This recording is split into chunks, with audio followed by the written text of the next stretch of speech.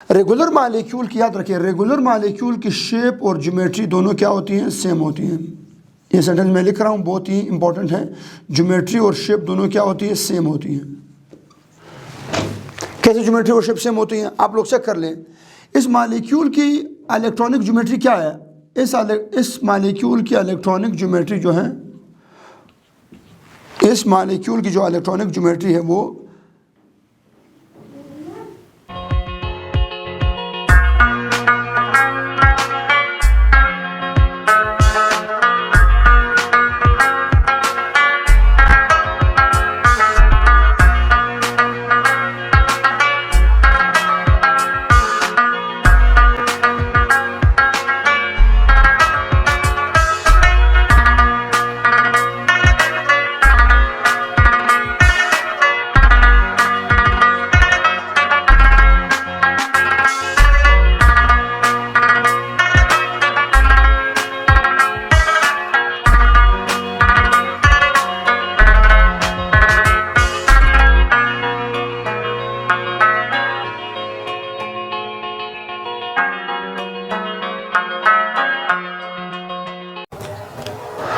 Hello अस्सलाम वालेकुम, कैसे हैं आप सब? उम्मीद करता हूँ आप लोग खुशबाश होंगे, आप लोगों की ज़िंदगी अच्छी होगी। मैं हूँ आप लोगों का chemistry instructor Abdul Mohammed and हमारी क्लासेस चल रही हैं, वीडियो क्लासेस, वीडियो लेक्चर चल रही है हमारी। And today's lecture is about another topic about chemical bonding. हमारा केमिकल बॉन्डिंग का एक और टॉपिक स्टार्ट होने वाला है, and that is valence shell electron pair repulsion theory, VSEPR theory. ये थ्योरी, पहली बात तो सब गौर से सुने, ये थ्योरी शेप थ्योरी है, ये बॉन्डिंग थ्योरी नहीं है। ये हमें बॉन्ड के बारे में नहीं बताती, केमिकल बॉन्ड के बारे में, बल्कि ये हमें शेप ऑफ मॉलिक्यूल के बारे में बताती है। It tells us about what the shape of molecule. ये हमें शेप ऑफ मॉलिक्यूल्स के बारे में बताती है, क्या आया मॉलिक्यूल किस शेप में पाए जाते हैं। तो पहले आते हैं जरा इस नाम को समझते हैं। ये जो नाम है, ये वैलेंस शेल, आखिरी शेल। क्या भैया? आखिरी shell, valence shell. Valence shell, आखिरी शेल में इलेक्ट्रॉन के पेयर्स, इलेक्ट्रॉन के जोड़े। वैलेंस शेल इलेक्ट्रॉन पेयर्स, आखिरी शेल में इलेक्ट्रॉन के जोड़े। किस एटम के आखिरी शेल में? वैलेंस सेंट्रल एटम के आखिरी शेल में जो इलेक्ट्रॉन के जोड़े होते हैं, उन इलेक्ट्रॉन के जोड़ों के दरमियान क्या होती है? रिपल्शन होती है। क्या होती है भैया? रिपल्शन होती है। याद रखिएगा, सेंट्रल एटम के आखिरी शेल में इलेक्ट्रॉन के जोड़ों के बीच एक रिपल्शन होती है, उसे हम बोलते हैं valence shell electron pair repulsion. और इसे जिस थ्योरी ने डिस्कस किया था, उस थ्योरी का नाम है valence shell electron pair repulsion theory, जिसे हम शॉर्ट वर्ड में बोलते हैं वेस्पर थ्योरी। क्या बोलते हैं भैया? वेस्पर थ्योरी बोलते हैं। तो ये सिर्फ और सिर्फ हम यहाँ पर, वैसे तो हर एटम के आखिरी शेल के इलेक्ट्रॉन के जोड़ों के बीच क्या होती है? रिपल्शन होती है। बट यहाँ पर हम सेंट्रल एटम की बात करेंगे, क्योंकि एक मॉलिक्यूल की ज्योमेट्री टोटली डिपेंडेंट है about the arrangement of electron of central atom. क्योंकि एक मॉलिक्यूल का शेप असल में सेंट्रल एटम के ऊपर डिपेंड करता है। सही है? आते भैया पहले पढ़ते हैं इसकी इंट्रोडक्शन। इसे किसने इंट्रोड्यूस किया था? चलो भैया, it was first suggested by Sidgwick and Powell. इसे दो साइंटिस्ट ने, दो केमिस्ट ने क्या किया था? सजेस्ट किया था पहली मरतबा। एक का नाम था सेज्विक और एक का नाम था पाउल। दे सजेस्टेड दिस थ्योरी के मॉलिक्यूल्स के शेप बनते हैं और वो शेप डिपेंड करते हैं सेंट्रल एटम के ऊपर और सेंट्रल एटम के इलेक्ट्रॉन की जोड़ों की रिपल्शन के ऊपर, उनके अरेंजमेंट के ऊपर। तो इन दोनों ने क्या किया था, इसे सजेस्ट किया था। फिर बाद में ये 1940 में सजेस्ट की गई थी, जबकि 1957 में इन 1957 इट वाज प्रपोज्ड। फिर बाद में जब ये क्या हो गई, ये लोगों को कामयाब दिखने लगी, लोगों ने जब इस पर मज़ीद काम किया तो दे फाउंड इट करेक्ट। इस वजह से उन्होंने क्या किया, उन्होंने फिर इसे प्रपोज किया। They propose it in what, by it was proposed by Gillespie and Nyholm. दो और केमिस्ट आए थे, एक का नाम था गिलेस्पी और दूसरे का नाम था नेल्हॉम। इन 1957 में, मतलब 17 साल बाद तकरीबन। अच्छा, ये थ्योरी, इस थ्योरी का स्टेटमेंट क्या है, ये क्या कहना चाहती है? स्टेटमेंट पढ़ते हैं। द इलेक्ट्रॉन पेयर्स, इलेक्ट्रॉन के जोड़े, द इलेक्ट्रॉन पेयर्स, इलेक्ट्रॉन के जोड़े। कौन से इलेक्ट्रॉन के जोड़े? The electron pairs around the central atom, central atom के गिर्द जो इलेक्ट्रॉन के जोड़े होते हैं, around the central atom, central atom के गिर्द जो इलेक्ट्रॉन के जोड़े होते हैं, अरेंज देमसेल्व्स, ये खुद को अरेंज करते हैं। दे अरेंज देमसेल्व्स, वो इलेक्ट्रॉन के जोड़े खुद को अरेंज करते हैं, खुद को तरतीब देते हैं, खुद को मैनेज करते हैं। एट, याद रखिए, बहुत जरूरी पॉइंट कहने जा रहा हूं, मैक्सिमम डिस्टेंस, कि उनके बीच ज्यादा से ज्यादा क्या हो, डिस्टेंस हो। वो जितने दूर होंगे उतने क्या होंगे, स्टेबल होंगे। तो मैक्सिमम डिस्टेंस होनी चाहिए एंड मिनिमम क्या होनी चाहिए, मिनिमम रिपल्शन होनी चाहिए। So the electron pair arrange themselves. इस थ्योरी का बुनियादी स्टेटमेंट यही है कि इलेक्ट्रॉन के जोड़े जो सेंट्रल एटम के गिर्द खुद को अरेंज करती है, वो इस तरह से अरेंज करती है कि वो जितने दूर होंगे, जितना मैक्सिमम उनके दरमियान एंगल होगा, जितना मैक्सिमम उनके दरमियान क्या होगा, डिस्टेंस होगा, एंगल होगा, बॉन्ड एंगल होगा, उतना ही वो मॉलिक्यूल, उतना ही उसके इलेक्ट्रॉन पेयर क्या होंगे, स्टेबल होंगे। So the electron pairs, electron के जोड़े अरेंज देमसेल्व्स, खुद को अरेंज करती है इस अंदाज में, एट मैक्सिमम डिस्टेंस, कि उनके दरमियान बड़े से बड़ा फासला हो, एंड मिनिमम रिपल्शन, और कम से कम रिपल्शन रह जाए, क्योंकि इलेक्ट्रॉन के जोड़े नेगेटिवली चार्ज है, अभी हम पढ़ने वाले हैं, वो एक दूसरे को रिपेल आउट करती है। जब वो करीब आती हैं तो वो रिपेल कर जाती है, फिर नज़दीक आती है, फिर रिपेल कर जाती हैं। तो इस रिपल्शन को कम रखने के लिए इन्हें दूर रखना बेहतर है। तो मैक्सिमम क्या होनी चाहिए, डिस्टेंस, और मिनिमम क्या होनी चाहिए, repulsion. This is the basic theme of VSEPR theory. For example, कि ये आपके पास, let's suppose we are talking about the water molecule. एक वाटर मॉलिक्यूल की ज्योमेट्री ये बन सकती है, ठीक है जी।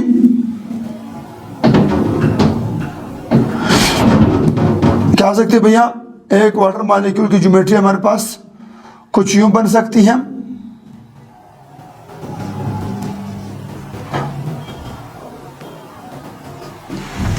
सही है। और एक वाटर मॉलिक्यूल ज्योमेट्री थोड़ी सी एक्सपेंड हो सकती है, एक्सपेंड हो सकती है। देखिए,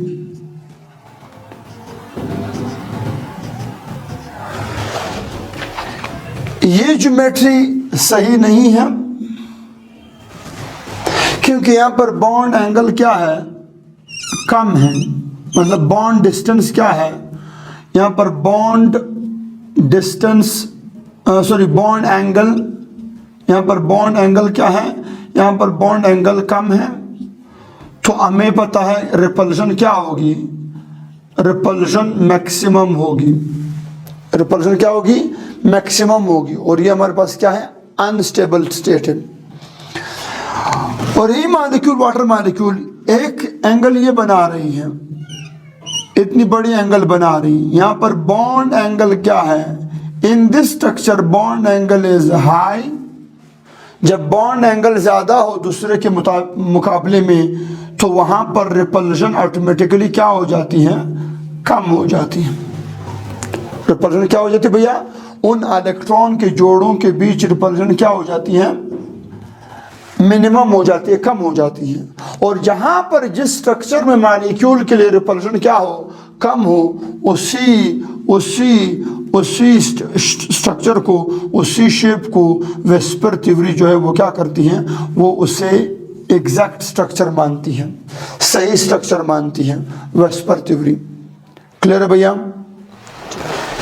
एक एग्जांपल पढ़ते हैं, second example, and that is कि मीथेन लेते हैं, मीथेन मॉलिक्यूल लेते हैं। मीथेन मॉलिक्यूल में एक स्ट्रक्चर ये बन सकती है स्क्वायर प्लेनर, डिस्कस करेंगे स्क्वायर प्लेनर, इसे हम बोलते हैं स्क्वायर प्लेनर स्ट्रक्चर। ठीक है जी, ये स्क्वायर प्लेनर स्ट्रक्चर है। और एक स्ट्रक्चर हमारे पास आ रही है टेट्राहेड्रल। टेट्राहेड्रल 3 डायमेंशन है, स्क्वायर प्लेनर 2 डायमेंशन है।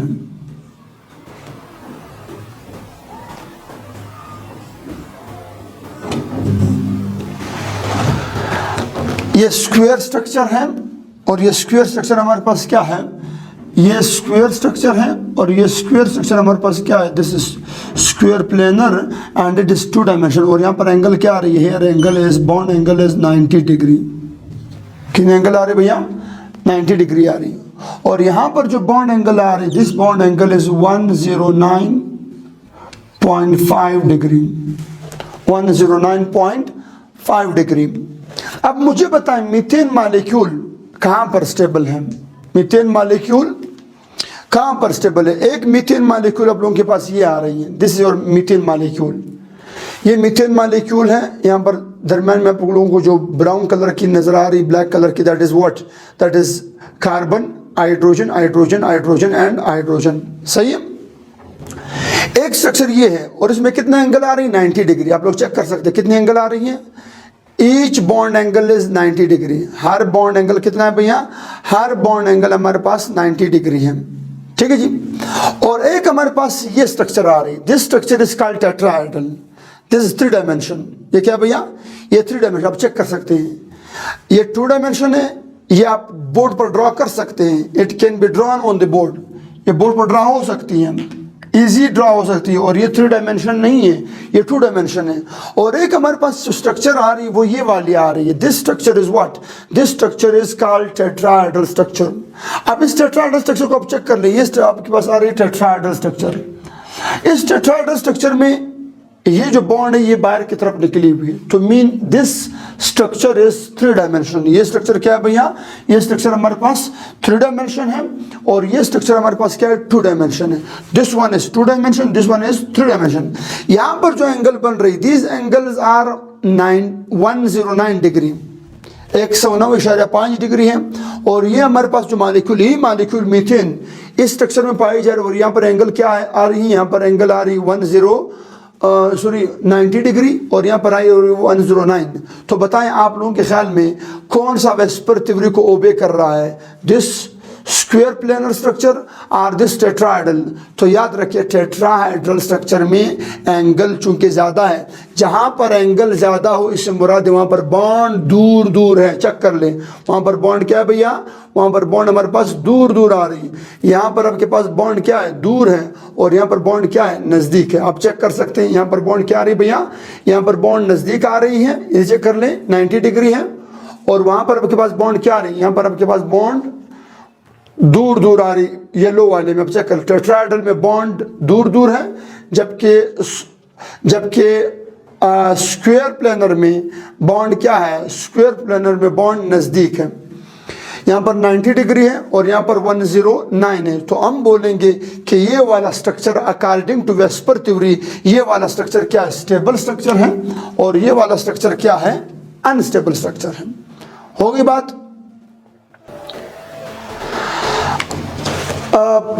पास्टुलेट को डिस्कस करते हैं। पहला पास्टुलेट वेस्पर थ्योरी का, The geometry of molecule depend upon the number and arrangement of electron pairs, चाहे वो bond pair हो चाहे वो lone pair हो, around the what, around the central atom। याद रखिए भैया, मालिक्यूल्स की ज्योमेट्री या मालिक्यूल का जो शेप होता है या जो मालिक्यूल की ज्योमेट्री होती है, ज्योमेट्री की हम बात करें पहले पास्टुलेट में, we are talking about the geometry. तो याद रखिए द मालिक्यूल ज्योमेट्री, मालिक्यूल की जो ज्योमेट्री है, the geometry of molecules depend upon the number and arrangement of electron pairs. कौन कौन से इलेक्ट्रॉन पेयर थे, bond pair and lone pair, दोनों के अरेंजमेंट पर ज्योमेट्री डिपेंड करती है। कौन से एटम के, around the central atom, central atom के गिर्द जो इलेक्ट्रॉन के जोड़ों की अरेंजमेंट होती है, उसी की बुनियाद पर मॉलिक्यूल के शेप बनते हैं। उसी की बुनियाद पर क्या बनते हैं भैया, उसी की बुनियाद पर मॉलिक्यूल्स के शेप बनते हैं। याद रखिएगा इस स्ट्रक्चर में जो मैंने टेट्राहेड्रल स्ट्रक्चर बोली हुई, इसमें कार्बन कौन है, सेंट्रल एटम है, और ये जो शेप बनी हुई ये कार्बन की वजह से टेट्राहेड्रल है। ये कार्बन की वजह से क्या है भैया, ये कार्बन की वजह से टेट्राहेड्रल है, क्योंकि कार्बन ही सेंट्रल एटम है और कार्बन की ही अरेंजमेंट इर्द गिर्द जो इलेक्ट्रॉन के जोड़ों की, ये वाला जोड़ा, ये बॉन्ड, ये तमाम बॉन्ड जो है, इनकी अरेंजमेंट की वजह से ये क्या बना हुआ है, टेट्राहेड्रल स्ट्रक्चर बना हुआ है। So mean the shape of any molecule actually depend upon the arrangement of electrons around the central atom. होगी बात। यहां पर हमने ज्योमेट्री की बात बोली, ज्योमेट्री और शेप में मैंने फर्क पढ़ाया हुआ है, आप मेरा प्रीवियस लेक्चर देख सकते हैं। चलिए जी नेक्स्ट।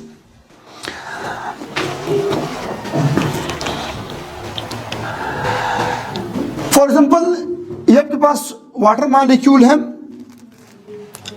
ये आपके पास आ रही है वाटर मॉलिक्यूल।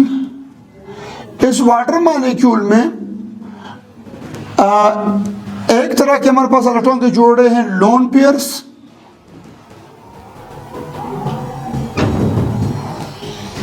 और एक तरह के इलेक्ट्रॉन के जोड़े हैं क्या, बॉन्ड पेयर्स। ये जो ज्योमेट्री बनी हुई है टेट्राहेड्रल ज्योमेट्री, बहरहाल इस तरह नहीं बनती, मैं सही बनाऊंगा, हम लोग जब मैं प्रॉपर लिखवाऊंगा तो आप लोगों के पास कुछ इस तरह से नहीं बनती, ये थोड़ी सी चेंज है। ये जो आपके पास वाटर मॉलिक्यूल की जो ज्योमेट्री बनी हुई है, जो ज्योमेट्री है टोटली डिपेंड कर रही है लोन पेयर पर भी और बॉन्ड पेयर पर भी, क्योंकि ज्योमेट्री ऑफ मॉलिक्यूल में दोनों चीज़ें इस्तेमाल होती है, लोन पेयर भी काउंट होती है और बॉन्ड पेयर भी काउंट होती है। क्लियर है भैया। अच्छा, अगला सेकंड पास्टुलेट, द शेप। अब बात हो रही है शेप की, सब सुने। द शेप ऑफ मॉलिक्यूल्स, एक मॉलिक्यूल का जो शेप होता है, the shape of molecules only depend upon the arrangement and number of bond pair। क्योंकि हमने पढ़ा हुआ था कि शेप ऑफ मॉलिक्यूल पर किसकी वजह से बनता है, बॉन्ड पेयर की वजह से बनता है। बॉन्ड पेयर के अरेंजमेंट को हम शेप बोलते थे, याद है। तो यही बोल रहा है वेस्पर थ्योरी के the shape of molecule only depend upon the number of bond pair and arrangement of bond pair. सही है। आजा शाबाश। ये जो वाटर की जो ज्योमेट्री थी वो हमारे पास आती है टेट्राहेड्रल। वाटर का अरेंजमेंट ज्योमेट्री क्या आती है, वाटर की ज्योमेट्री है टेट्राहेड्रल, जबकि यही वाटर है इसका जो शेप है वो सिर्फ और सिर्फ क्या है, बेंड शेप है। क्या भैया, वाटर का जो शेप है वो क्या है, बेंट शेप है। This is the shape of water molecule, this is the geometry of water molecule. Geometry में लोन पेयर काउंट होती हैं, जबकि शेप में लोन पेयर काउंट नहीं होती। सिर्फ आप सिंपली इस तरह लिख सकते हैं मगर काउंट नहीं होती। ये जो शेप बन रही है, शेप ये वाली आपके पास क्या आ रही है, this is the shape, this is the shape of water molecule, जो कि बेंट शेप है। कौन सा शेप है भैया, बेंट शेप है। और ये ज्योमेट्री आ रही है किसकी, वाटर मॉलिक्यूल की, जो कि टेट्राहेड्रल है। So geometry depend upon both bond pair and lone pair, and shape depend upon, only depend upon bond pair. Shape pair किस पर डिपेंड करता है, बॉन्ड पेयर पर डिपेंड करता है। सेकंड हो गया, अब थर्ड की बारी है। तीसरा, electron pairs repel each other. Electron के जोड़े एक दूसरे को रिपेल करती हैं। Electron pairs repel each other due to electrostatic force of repulsion. Electrostatic force of repulsion, repulsion होती है, that repulsion is called, that repulsion is called what, the van der Waals repulsion। इस repulsion को क्या बोलते हैं, van der Waals repulsion, या इस repulsion को हम बोलते हैं, या इस रिपल्शन को हम बोलते हैं एक्सचेंज रिपल्शन, या इस रिपल्शन को हम बोलते हैं एक्सचेंज रिपल्शन, वंडरवाल रिपल्शन, या इसे हम नाम देते हैं inter electronic repulsion, inter electronic repulsion। why it is van der Waals repulsion, because ये physical repulsion है। ठीक है जी, आपके पास क्या हो रही है, जस्ट एक इलेक्ट्रोस्टैटिक फोर्स ऑफ रिपल्शन है। और एक्सचेंज रिपल्शन क्यों बोलते हैं, क्योंकि दोनों तरफ से रिपल्शन हो रही है। एक लोन पेयर, एक इलेक्ट्रॉन का जोड़ा दूसरे को रिपेल कर रही है, दूसरा इलेक्ट्रॉन का जोड़ा अगले को रिपेल कर रही है। या इसे हम बोलते हैं inter electronic repulsion. Inter electronic repulsion क्यों बोलते हैं, क्योंकि ये इलेक्ट्रॉन के आपस के जोड़ों के दरमियान क्या रिपल्शन है, एक जोड़े के अंदर नहीं, दो जोड़ों के आपस में, दो अलग अलग जोड़े हैं उनके आपस में जो रिपल्शन है उसे क्या बोलते हैं, द इंटर इलेक्ट्रॉनिक रिपल्शन, और we can say van der Waals repulsion. कैसे, यही आपके पास आ रही है। Let's suppose we have the what, we have the BF3 boron trifluoride. ध्यान दीजिए, ये जो बोरोन ट्राइफ्लोराइड बनी हुई है, ये इलेक्ट्रॉन के जोड़े चूंकि इन पर भी नेगेटिव चार्ज है, ये भी नेगेटिव चार्ज है ना, ये जोड़ा है नेगेटिव चार्ज है। अब कुछ क्वेश्चन, कुछ स्टूडेंट्स यहाँ पर क्वेश्चन इस तरह से करते हैं कि सर यहाँ पर तो ये इलेक्ट्रॉन के जोड़े जो हैं इनके दरमियान में क्या मौजूद है, ये जोड़े आपस में खुद को क्यों रिपेल नहीं करते। ये हमने चैप्टर नंबर 2 में पढ़ा हुआ था। ठीक है जी, एटॉमिक स्ट्रक्चर में कि नो इलेक्ट्रॉन के जोड़े जो एक ऑर्बिटल के अंदर हो, चाहे वो बॉन्डिंग ऑर्बिटल में हो, मतलब चाहे वो मॉलिक्यूलर ऑर्बिटल में हो, चाहे वो एटॉमिक ऑर्बिटल में हो, इलेक्ट्रॉन का जोड़ा एक दूसरे को रिपेल नहीं करते, क्योंकि एक क्लॉकवाइज है, दूसरी हमेशा एंटी क्लॉकवाइज होती है। ये बातें दरम्यान में ना लाया है। मैं बात कर रहा हूँ ये इलेक्ट्रॉन का जोड़ा मिलकर क्या दे रही है, नेगेटिव चार्ज। ये भी क्या बना रही है, नेगेटिव चार्ज, और ये भी क्या बना रही है, नेगेटिव चार्ज। अब इन इलेक्ट्रॉन के जोड़ों के आपस में नेगेटिव चार्ज की वजह से ये इलेक्ट्रॉन का जोड़ा इसको रिपेल करेगा, रिपल्शन दिखाएगी एक दूसरे के साथ। ये इलेक्ट्रॉन का जोड़ा एक दूसरे को रिपेल करेगी, ये इसको रिपेल करेगी और ये इसको रिपेल करेगी, रिपल्शन होगी। और ये इलेक्ट्रॉन का जोड़ा इसको रिपेल करेगी, जबकि वो इलेक्ट्रॉन का जोड़ा इसको रिपेल करेगी, just because of negative charge, just because of same charge. This repulsion is called electrostatic force of repulsion या electrostatic repulsion। और इस electrostatic repulsion का उन्होंने यहाँ पर नाम रखा हुआ है van der Waals repulsion या exchange repulsion, एक्सचेंज रिपल्शन, या इसका नाम उन्होंने रखा हुआ है द इंटर इलेक्ट्रॉनिक रिपल्शन। ये एक इलेक्ट्रॉन का जोड़ा इसी मालिक्यूल का, और ये इसी मालिक्यूल का दूसरा इलेक्ट्रॉन का जोड़ा। तो इन इलेक्ट्रॉन के जोड़ों के बीच जो रिपल्शन पाई जा रही है उसे हम बोलते हैं inter electronic repulsion, inter electronic repulsion. और इसी रिपल्शन की वजह से तो वो क्या होते हैं, एक दूसरे से दूर जाने की कोशिश करते हैं और शेप ऑफ मॉलिक्यूल बनाते हैं। सही है भैया। थर्ड पोस्टुलेट हो गई। Now let's move toward the fourth postulate. एक सीक्वेंस वाइज चलेंगे ताकि समझ आ जाए सबको। Lone pair occupies more space than bond pair. Lone pair ज्यादा स्पेस जगह घेरती है किसके मुकाबले में, as compare to bond pair. क्योंकि मैं प्रीवियस लेक्चर में भी आप लोगों को बता चुका हूं लोन पेयर और बॉन्ड पेयर के डिफरेंस में। वहां पर भी मैंने बताया हुआ था कि लोन पेयर जो है वो ज्यादा जगह घेरेगी, याद रखिएगा। क्यों? क्योंकि लोन पेयर जो है उसको सेंट्रल एटम ने रखा हुआ था अपने पास, सेंट्रल एटम के पास थी, तो वो क्या करती है, वो हमेशा ज्यादा जगह घेरती है। जबकि बॉन्ड पेयर जो होती है, बॉन्ड पेयर दो एटमों के बीच होती हैं, तो वो स्ट्रांगली हेल्ड होती है, मैंने बताया हुआ है, जिसकी वजह से वो ज्यादा हिल नहीं सकती, ज्यादा रिपल्शन कॉज नहीं कर सकती, ज्यादा स्पेस ऑक्युपाई नहीं कर सकती। For example, if I talk about what, if I talk about the NH3, अगर मैं अमोनिया का एग्जांपल उठाऊं, ध्यान दीजिएगा। If I talk about the ammonia, ये जो अमोनिया के पास क्या है, नाइट्रोजन के पास 4 इलेक्ट्रॉन के जोड़े हैं। उन 4 इलेक्ट्रॉन के जोड़ों में से 3 इलेक्ट्रॉन के जोड़े जो है वो बॉन्ड पेयर हैं, और 1 इलेक्ट्रॉन का जोड़ा जो है वो क्या है, वो लोन पेयर है। सही है। यहां पर आपके पास क्या हो रही है, ये जो लोन पेयर है ये ज्यादा जगह घेरती है। This actually occupies more space। और ये क्यों ज्यादा जगह घेरती है, इसका रीजन क्या है, because it is bonded to single atom. ये किसको अटैच होती है, ये सिंगल एटम को अटैच होती है। This lone pair is bonded only to single atom, जिसकी वजह से ये ज़्यादा रिपल्शन काज कर सकती है, ज़्यादा हिल सकती है, ज़्यादा मूव कर सकती है, थोड़ी सी फ्री होती है। मैंने बताया हुआ है कि ये थोड़ी सी क्या होती है, as compare to bond pair, lone pair is somehow free. ये क्या होती है भैया, ये थोड़ी सी फ्री होती है। क्यों फ्री होती है? क्योंकि ये ज़्यादा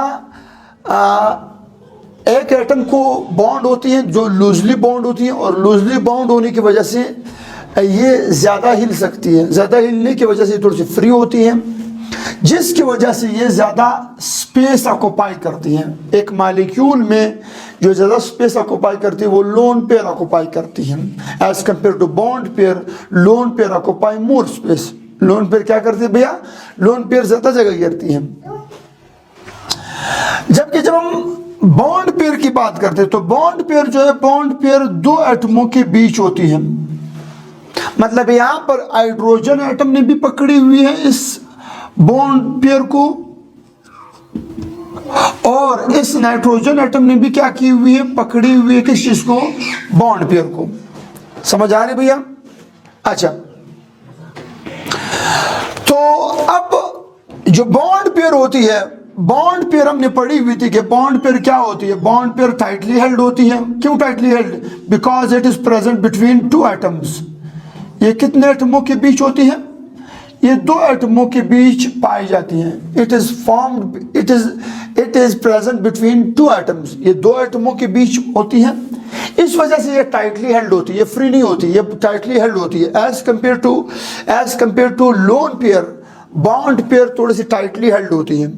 उस टाइटली हेल्ड होने की वजह से इट ऑक्युपाई लेस स्पेस। ये क्या करती है, ये बहुत कम जगह घेरती है। आप चेक कर ले, सिर्फ इतनी जगह घेर सकती हैं, बहुत कम जगह घेरती हैं, ये ज्यादा जगह नहीं घेरती। जबकि लोन पेयर बहुत बड़ी स्पेस घेरती है। इस वजह से हम कहते हैं कि lone pair occupy more space than bond pair. Lone pair occupy more space than what, than bond pair. समझ आ रही है? अच्छा, अगली बात, lone pair causes more repulsion than bond pair. Lone pair ज्यादा रिपल्शन काज कर सकते हैं क्योंकि वो शरारती है, ज्यादा हिल सकती है। ज्यादा हिलने की वजह से ये क्या कर सकती है, it can cause more repulsion, ये ज्यादा रिपल्शन काज करती है। कौन? Lone pair. किसके मुकाबले में? As compare to bond pair. शाबाश। लोन पेयर चूंकि ज्यादा फ्री है, ज्यादा हिल सकती है, इस वजह से ये ज्यादा रिपल्शन काज करती है। जबकि बॉन्ड पेयर क्या होती है, बॉन्ड पेयर टाइटली हेल्ड होती है बिटवीन टू एटम्स, वो इतनी ज्यादा हिल नहीं सकती, तो इतनी ज्यादा आगे एक दूसरे बॉन्ड को ज्यादा रिपल्शन काज नहीं कर सकती। तो हम बोलेंगे यहां पर जो रिपल्शन होगा, याद रखिएगा हमेशा यहां का जो रिपल्शन होगा ये थोड़ा सा ज्यादा होगा। यहां पर जो रिपल्शन होगा वो क्या होगा, वो थोड़ा सा ज्यादा होगा क्योंकि लोन पेयर का रिपल्शन है। और यहां पर जो रिपल्शन पाए जाएंगे इनके बीच, वो क्या होंगे, वो कम होंगे। क्यों कम होंगे? क्योंकि ये बॉन्ड पेयर है और बॉन्ड पेयर क्या करती है, कम जगह घेरती है। बॉन्ड पेयर कम जगह घेरती है तो ये एक दूसरे को ज्यादा रिपेल नहीं कर सकती, ज्यादा रिपल्शन काज नहीं कर सकती। इस वजह से हम कह सकते हैं कि lone pair has greater repulsion than what, than bond pair. Okay, यहां तक काइंडली आप लोग स्क्रीनशॉट ले लें। अब मूव कर रहे हैं अगली प्रॉपर्टी की तरफ, अगली पोस्टुलेट की तरफ। हो गया?